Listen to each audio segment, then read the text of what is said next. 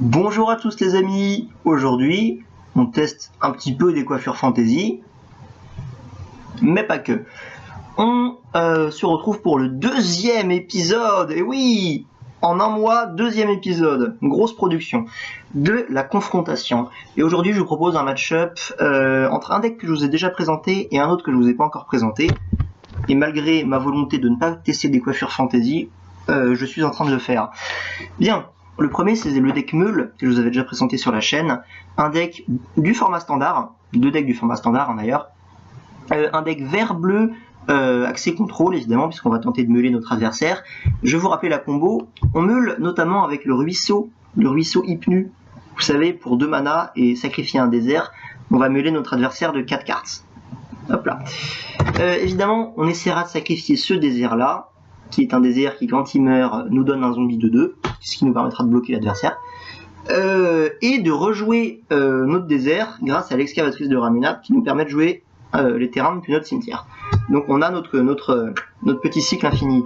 Maintenant, il existe une carte qui vient renforcer cette combo, c'est la lucidité effilochée, un enchantement qui dit qu'à la fin de chaque étape de fin, donc ça se met sur un joueur, hein, vous enchantez un joueur, et à la fin de chaque étape de fin, le joueur enchanté met les X cartes de sa bibliothèque dans son cimetière. X, c'est le nombre de cartes qu'il a déjà mis dans son cimetière ce tour-ci. Donc évidemment, vous vous rendez compte que si on meule 4 cartes avec ça, éventuellement plus que 4, puisqu'on joue on joue 4 ruisseaux, et on joue d'autres cartes de meule, donc on lui fait minimum 4 x 2, donc 8 cartes par tour. Évidemment, si on le fait 2 fois par tour, on lui fait 8 x 2, 16 cartes par tour. Et vous allez voir que dans la vidéo, la combo va fonctionner.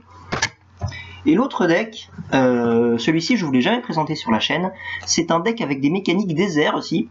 C'est un vert rouge qui va essayer de ramper, notamment avec des petits Vitalistes Naga, des petits Vitalistes Naga, des petites cartes de rampe, tout ça, pour jouer des gros tons, hein, notamment, oui, parce que je suis en train de chercher dans mon deck, il est là, regardez, j'ai des jolies pochettes Force of Will. Notamment, il y aura Ronas, il y aura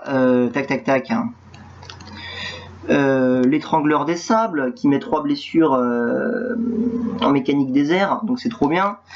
Il y aura des Orige Kenra qui donnent 3-3 pour 3, qui donnent le piétinement à toutes vos bêtes, et donc il y aura effectivement la Guivre 7-7 de l'âge de la destruction, le crocodile 6-7 défense talismanique, etc. Donc des grosses bestioles qui seront là pour qui sont là pour arriver plus tôt dans la partie grâce à la rampe, et surtout pour avoir le piétinement et donc pour défoncer la gueule de votre adversaire. Voilà. Concernant le match-up, je savais pas du tout ce qu'il en était. Vous allez voir de toute façon ce que ça va donner, puisque évidemment j'ai déjà enregistré la partie avant de vous recorder cette petite intro. Donc je vais sans plus tarder vous laisser avec la partie.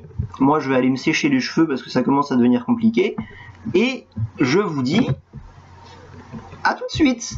Merde, comment j'éteins? Ah, ça s'est enlevé, très bien. À tout de suite. Ok les amis, donc nous voilà de retour sur l'arène de combat, et aka ma table Ikea, et les choses sérieuses commencent ici. Donc pour gagner du temps, j'ai déjà mélangé les paquets, et je vais tirer les mains. Et je vais même vous confier un petit secret, ça fait 3 fois que je recommence le record pour tirer une main correcte, parce que sinon c'est pas jouable. Oh putain, la main est correcte. 2 vents de blâme, ok, pour 2 mana, un petit peu de tempo, 2 terrains, on a même 3 vents de blâme, donc on a de quoi temporiser avant de piocher nos autres terrains. On a déjà un désert, on a l'âge de la promesse, très bien, et une paralysie décisionnelle. Je pense que je vais me permettre de garder cette main, simplement parce que... attendez, oui, j'ai 2 terrains, et j'ai suffisamment de cartes de tempo pour... temporisation pour attendre d'en piocher un autre. Et celui-ci, donc je vous ai présenté le deck pendant la présentation de la vidéo, hop, on a déjà 2 terrains, je suis à 5 cartes. Hein. Idéalement, il nous faudra un terrain rouge, ce qu'on n'a pas, mais on a un petit Vitaliste Naga, donc c'est pas mal, on a même un Ritualiste de l'Oasis pour re-ramper plus tard, donc on va la garder aussi. Et je vais tout de suite mettre les paquets, je vais les mettre là, parce que sinon ils vont être trop dans le champ, et on ne pourra pas du tout record. Alors, ah merde, j'ai pas préparé mes dés, attendez. Attendez. Voilà. J'ai m'aider. Ok, ça c'est pour toi, ça c'est pour toi. Bim, lui il a fait 16, c'est lui qui commence. Ah ouais, on va pas tergiverser. Hein. Donc, évidemment, le but du jeu, mettre la combo en place. Comme on n'a rien à jouer, on va se permettre de jouer ce terrain qui arrive engagé. Tour 1. Comme ça, on ne perd pas, on n'a pas l'effet malus en fait. Hop, lui, qu'est-ce qu'il pioche? Un autre ritualiste naga. Un vitaliste, pardon. Donc c'est parfait. Et nous ici, on va jouer un terrain. Alors je vais bien les mettre dans les coins. Voilà, comme ça j'aurai suffisamment de place pour jouer les... Ok, donc lui, il dégage, il pioche. Hop là, donc début de la partie, ça va assez vite. Hein. Je vais simplement jouer mon île. Et pour l'instant, je ne vais rien jouer du tout. Peut-être on fera ça en éphémère, je pense que oui. Tac, il a pioché un Origenra. Et bah là, il n'y a pas de question à se poser, toujours pareil. Tac, on va mettre une forêt et on va directement jouer notre petit Vitaliste Naga qui pourra faire une forêt en plus au prochain tour. Alors attendez, eux ils sont trop... voilà, comme ça.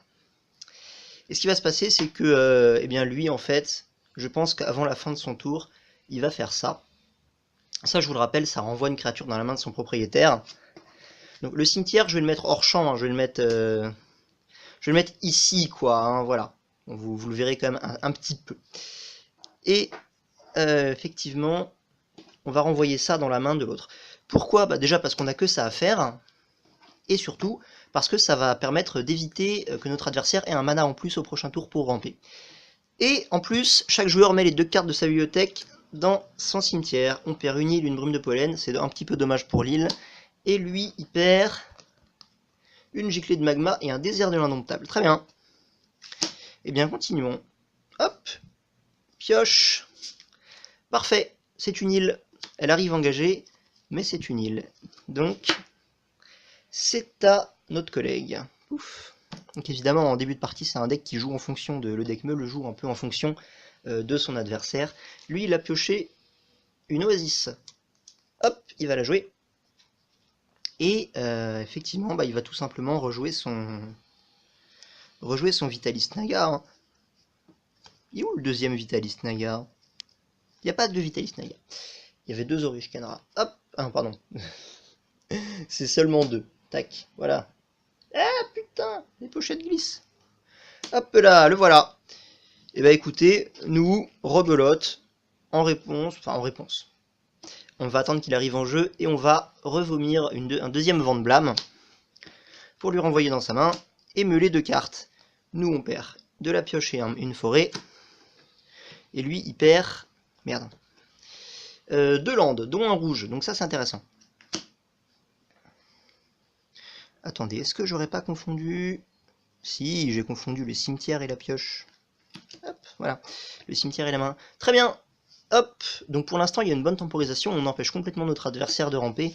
Et on tombe sur un terrain, les dunes des morts. C'est très bien. Hop. On va le jouer. Et encore une fois, eh bien, on ne joue rien. On ne joue rien, on ne joue rien. Tac, c'est au tour de notre adversaire. Un début de partie. Donc, hop là, je disais, phase de dégagement. Pour l'instant, on a vraiment un départ plutôt bon du côté du deck bleu-vert meule, simplement parce qu'on arrive à temporiser la rampe de notre adversaire. Hop, on pioche une hydre de Ramunap. Seulement, eh ben, on est baisé parce que on n'a pas de rouge et on n'a que 3 terrains. On n'a pas réussi à ramper. Donc, on n'a pas trop le choix. On joue un Vitaliste Naga. Tac, ça coûte 2 et on joue ça comme ça, quoi. Sachant qu'on aurait beaucoup aimé pouvoir se servir de notre Vitaliste Naga pour jouer notre ritualiste, pour vraiment aller poser déjà des hydres, déjà un Cérodon et avoir déjà mis des gros starts. C'est dans un monde où on se faisait pas contrer, on se faisait pas renvoyer nos serpents dans la main là, on aurait déjà pu poser nos gros attaquants. Mais le deck meule a réussi à temporiser en face. Et je suis en train de me demander si le deck meule, eh bien encore une fois, ne fait pas un vent de blâme, hein. Et je pense qu'il va le faire. Pouf! Tac, effectivement, je vais le faire. Allez, je te le renvoie dans ta main, comme ça tu perds encore un tour. Et surtout, il peut pas le rejouer parce que... Parce qu'il a plus que... Il a pas 4 terrains, il a pas 2 x 2, sachant que celui-ci coûte 2. Hein. Il a 3 terrains, donc il peut pas. Et on meule de 2, une dune des morts, et une soif inextinguible. Et lui, qu'est-ce qu'il meule? Une forêt, ok, et un cartouche de force, très bien. Tac, dégagement. Et donc, idéalement, là, on pioche un land. C'est pas un land, mais ça fait des lands, donc c'est intéressant. Hop là, le petit enchantement qui fait des trucs. Donc, typiquement, cet enchantement, on va le jouer, et on va le mettre sur... pouf. Ah non, j'ai besoin du vert pour le jouer. Dans ce cas, j'utilise vert, bleu, tac, ça coûte 3, hein. Je le mets sur mon désert. Et ce qui se passe, c'est que, en fait, comme je vais pas m'en servir ce tour-ci, je vais pas le mettre sur mon désert. Mon désert bleu va rester dégagé et je vais le mettre sur mon désert vert. Pourquoi? Parce que j'aurai pas beaucoup besoin de produire du vert, en fait. J'aurai surtout besoin de produire du bleu. Le bleu, il produit déjà du bleu. Maintenant, le vert pourra produire du bleu. Donc c'est plus intéressant. Tac. Donc on se retrouve comme ça. Et surtout, on a gagné 3 points de vie côté deck meule. Et eh bien, c'est à notre adversaire de jouer. Ouf, notre adversaire va piocher un terrain, donc il est plutôt content. Et d'ailleurs, j'ai pas dégagé avant de piocher. Donc on va le jouer. Hop. Et bah là, c'est pas bien compliqué, hein. On rejoue encore une fois notre Vitalis Naga. Voilà. La sortie parfaitement contrée de la part, la sortie du deck mid rouge-vert désert, parfaitement contrée. Hop. Ce tour-ci, on n'aura pas de réponse. Par contre, on aura quelque chose à jouer. On pioche une lucidité effilochée. Est-ce qu'on va la jouer tout de suite? Je ne pense pas. En fait, on va certainement jouer l'âge de la promesse, directement. Ce qui va permettre de vider notre deck de terrain, parce que maintenant on en a assez, et d'avoir plus de chances de piocher d'autres cartes, des cartes actives. Donc on va le faire. Hop, ça coûte 1, 2, 3, 4, 5. On va chercher 2 terrains, et surtout ce sont des cartes de terrain. Donc hop, on va aller chercher, évidemment, vous vous en doutez peut-être, un ruisseau qui va nous permettre de commencer à meuler. Et est-ce qu'on va prendre un deuxième ruisseau ou est-ce qu'on va prendre autre chose? Je pense qu'on va prendre une dune des morts en fait. Voilà, ce sera ces 2 terrains-là qu'on va aller chercher. Et surtout, si on contrôle 3 terrains, donc j'ai mélangé le deck, ils vont arriver en jeu engagé. Hop, les voilà. Et si on contrôle au moins 3 déserts, donc nous on en a 4, on a 2 jetons zombies. Les voilà. Et là, les choses commencent à se mettre un peu en place. Hop. Et c'est à notre adversaire de jouer. Donc cette fois-ci, on va pouvoir utiliser le pouvoir du Vitalis Naga. 3 tours trop tard, en plus on pioche une montagne. Mais le mal est déjà fait en fait, hein. Et qu'est-ce qu'on a comme mana? On a 1, 2, 3, 4, 5, 6 mana potentiellement. Donc on pourrait... En fait on pourrait jouer double Orishkenra. Et je pense que c'est mieux. Sachant que maintenant lui peut produire du rouge. Donc ça le fait. Donc je vais faire... je vais engager les 6 directement, vous avez compris. Et je vais jouer 2 Orishkenra. Bim. Ça fait 2 grosses cartes. Et on rebascule sur notre joueur de deck meule. Ouf. Donc, phase de pioche. Hop, une planification stratégique. Pourquoi pas?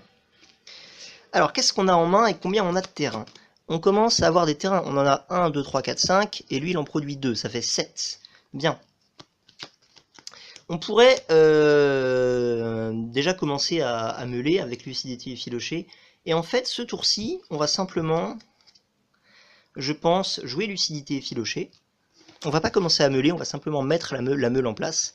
Donc pour 3, eh bien, je mets lucidité effilochée sur mon adversaire. Je vais le mettre là, voilà. Comme ça, il est bien au milieu, on n'oubliera pas de l'activer. Et je vais garder les 4 terrains, les 4 manas qui me restent, pour jouer ça pendant le tour de mon adversaire. Pour lui engager 2 créatures et encore temporiser un petit peu.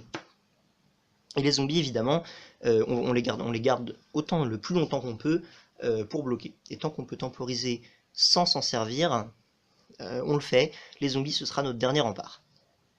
Donc, lui, hop, il se dégage. Lui, il se dégage aussi. Et on y va. Tac. On a pioché une épreuve de force. Une épreuve de force, sachant que tout à l'heure, on avait meulé un cartouche. Donc, c'est pas terrible. On a déjà une synergie un peu rompue ici. Qu'est-ce qu'on a? On a dit qu'on avait 7, je crois. 6, c'est ça? Ouais, 6, c'est ça. 6 terrains. Eh bien, je crois que ce tour-ci, on pourrait, pourquoi pas investir dans un ritualiste Naga. On va essayer de curver. Je pense qu'on va jouer une hydre de Ramunap.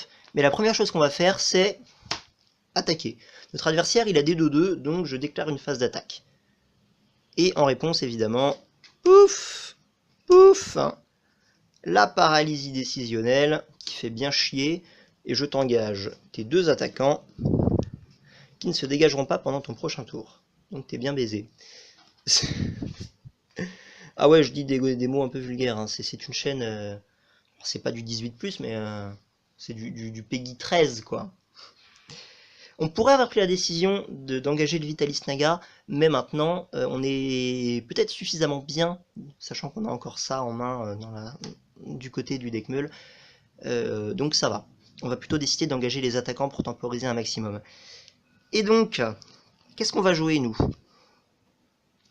Eh ben, on va probablement décider d'investir dans un ritualiste, en fait. C'est un peu triste, mais on va le faire. On va le faire parce que ça nous permettra au prochain tour, en fait, de jouer double Hydre de Ramunap. Donc c'est intéressant. Ce qu'on fait, hop là, on engage 4 terrains. Tac, pof. Et voilà notre ritualiste. Et 7 au joueur de deck Meul. Pouf. Ouais, j'ai beaucoup d'onomatopées. On pioche encore quelque chose qui nous permet de temporiser. Bien. Bah maintenant, la lucidité effilochée est en place. Donc on va simplement commencer à meuler, en fait. Pour meuler, on aura besoin de 3 terrains. Parce qu'effectivement, je vous rappelle la capacité du ruisseau. Ça prend 2 plus engager le ruisseau. Et donc sacrifier un désert. Donc on va... En fait, on pourrait le faire en éphémère, mais on est suffisamment bien pour le faire dès maintenant. Tac, donc on va le faire. Hop, j'engage un ruisseau. J'engage...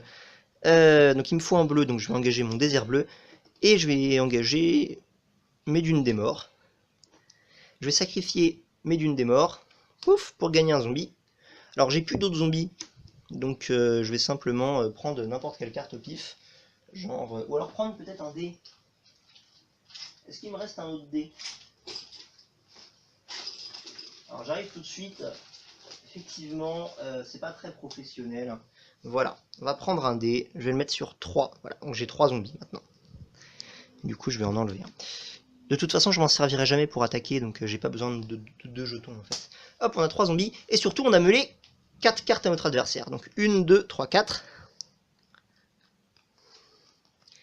On lui a sorti un étrangleur des sables, un myriarque majestueux de terrain. Très bien. Pouf. Et en fait, on va même utiliser 2 bleus qui nous restent pour jouer une soif inextinguible sur le ritualiste de l'oasis, histoire de bien faire chier, de temporiser encore un peu plus.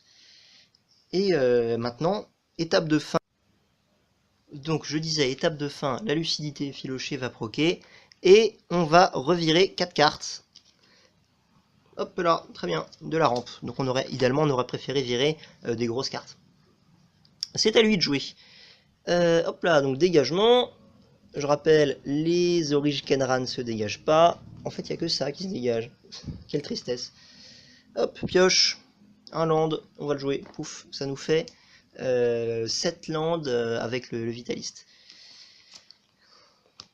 Et avec cette land, qu'est-ce qu'on fait? Eh bien, on joue... En fait, on bourre, hein, de toute façon. Le principe de ce deck, c'est qu'en mid, bah, vous bourrez toutes votre main, quoi. On va jouer une hydre de Ramunap. Pof. Alors, bon, tout ça, je vais le mettre de côté parce que maintenant, il ne sert plus à rien, en fait. Hein. Et avec l'hydre, enfin, avec celui-ci, là, on va l'engager. Hop, je vais le mettre avec les terrains parce que maintenant, de toute façon, ce sera un terrain. On va jouer une épreuve de force que je vais laisser là, ici, par exemple. Et on gagne notre petite bête 4-2 de l'épreuve de force. Tac. Je vais avancer un peu l'hydre. C'est pas évident parce que j'ai pas un angle très large en fait. Enfin, vous comprenez certainement évidemment tout ce qui se passe, mais tout de même.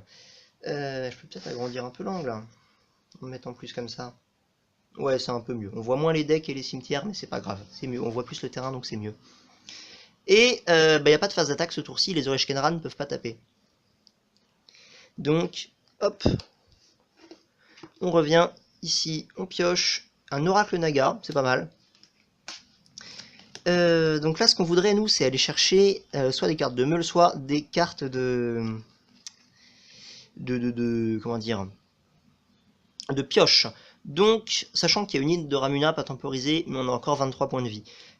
On a combien de mana? On a 1, 2, 3, 4, 5, 6 mana, sachant qu'on en prendra 3, typiquement les 3 là, pour meuler des cartes. Il nous en restera 3. Donc avec ces 3 mana, le premier truc qu'on va faire, c'est ça, une planification stratégique. Je vais engager celui-là et faire 2 bleus. Et utiliser ça. Pouf. Donc je vous le rappelle, la planification stratégique, vous regardez les 3 premières. Hop, elles sont là. Tac, tac, tac. On en met une vous en mettez une dans votre main, le reste dans votre cimetière. Je pense qu'on va prendre le ruisseau. Et le reste dans votre cimetière. Le ruisseau, on va pouvoir le jouer. Tac. Et donc avec ce ruisseau, on va pouvoir jouer une soif inextinguible sur l'hydre de Ramunap, qui va s'engager. Je vais la mettre de côté, hein, évidemment, parce que maintenant, elle se dégagera plus. Hop, voilà. Et on va refaire notre petit manège. Pof, on engage les 3, on sacrifie ça, on gagne un zombie, et on meule de 4. 1, 2, 3, 4. Tac. Il y a de la pioche et il y a Ronas. On a meulé Ronas, donc c'est très bien. Tac.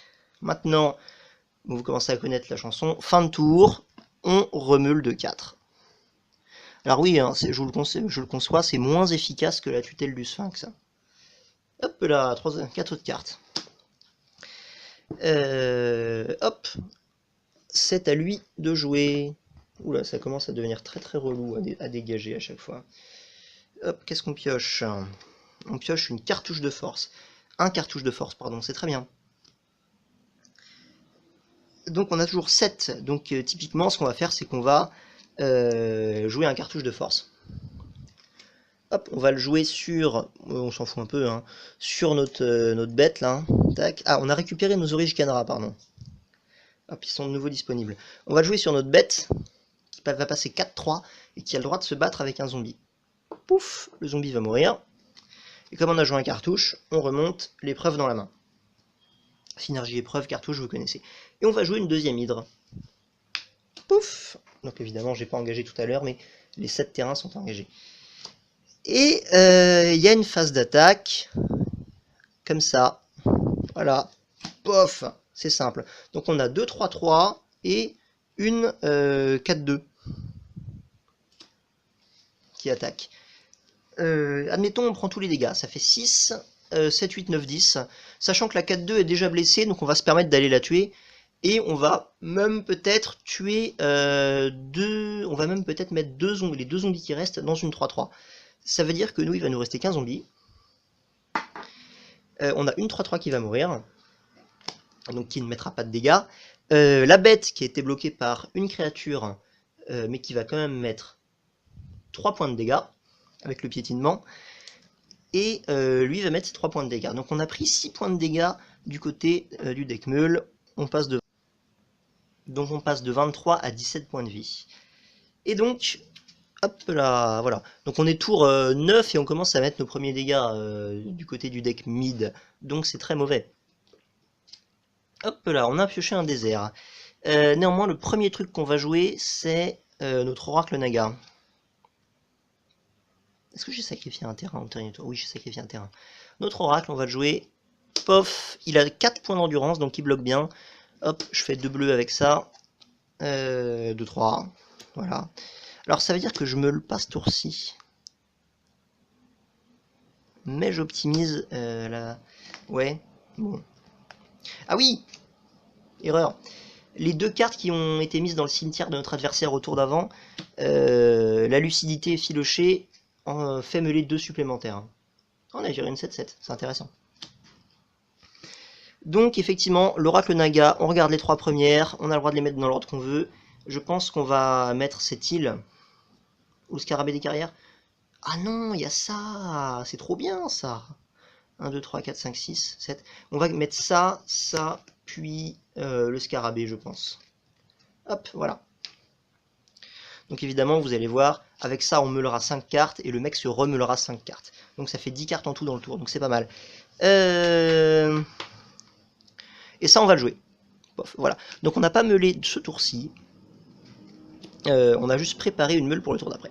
Hop là, donc phase de dégagement pour notre copain, là, qui a, cette fois-ci, une hydre qui peut attaquer. Et on pioche une 6-7 défense talismanique. Donc c'est pas mal. Typiquement, elle coûte 6, donc on va la jouer. On va complètement la jouer. Poum. Alors là, j'en ai engagé 7. Donc je vais dégager mon petit ritualiste naga. Et jouer celle-ci. Pof. Évidemment, j'aurais dû déclarer ma phase d'attaque avant. Hein. Donc, tout de suite, phase d'attaque. Mon hydre, elle est 5-5. Elle y va. Pourquoi est-ce que j'attaque pas avec ma Kenra 3-3? C'est parce qu'il y a une 2-4 en face et ça sert un peu à rien. Mon hydre, elle est 5-5. Elle y va. Et je pense qu'on accepte de prendre 5 points de dégâts. Ouais, on accepte. Pouf, 12 points. Et c'est à nous de jouer. Pof, pof. Et évidemment, on a pioché ça. J'ai vu une autre option au tour d'avant, c'était de recycler ce terrain-là. Mais ça m'intéressait pas trop. Donc évidemment, on va le faire. Hein. Pomme, ça c'est un rituel. Je le fais.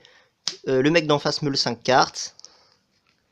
Et vous voyez que, hop, on a meulé le deuxième Ronas. Donc c'est très bien. Et vous voyez qu'il reste 1, 2, 3, 4, 5, 6, 7, 8, 9, 10, 11, 12, 13. Donc en fait, il a perdu ce tour-ci. 13 cartes. Je utilise ma combo de meule. Pof, pour que ces 3-là, je vais défausser, je vais sacrifier ce terrain. Donc il va meuler 4. 2, 3, 4. Pof, donc on est déjà à 9 cartes meulées dans le tour. Maintenant, fin de tour. La lucidité et filoché marche. 1, 2, 3, 4, 5. 1, 2, 3, 4, voilà, on a tout meulé. Et là, le mec n'a plus de deck, fin de tour, donc début de tour, hop, il doit piocher, il peut pas piocher, et il a perdu. Et voilà les gars, le deck meule, que j'espérais sincèrement voir gagner, donc c'est parfait. Et donc on voit qu'effectivement, il a les armes pour contrôler, surtout contre s'il arrive à contrôler la rampe d'un deck mid en face, bah, il gagne. Et on voit quand même qu'en fin de partie, on n'a pas trop eu de cartes de pioche, donc on n'a plus de cartes dans main. Néanmoins, on a gagné. On a gagné à temps, donc ça se passe bien. Et concernant les match-up, certainement contre des decks aggro, c'est plus compliqué. Il manque peut-être 1 ou 2 cartes pour contrôler de façon plus correcte l'early game. Mais sinon, dans l'ensemble, c'est rigolo. Et surtout contre les decks contrôle, vous lui virez ses cartes, quoi. Donc c'est intéressant. Ok, je vous remercie d'avoir regardé cette vidéo. Je vous invite à laisser un petit pouce bleu si ça vous a plu, un petit commentaire. Et surtout, à vous abonner si vous voulez. Et je vous souhaite une bonne fin de journée. Allez, salut à tous!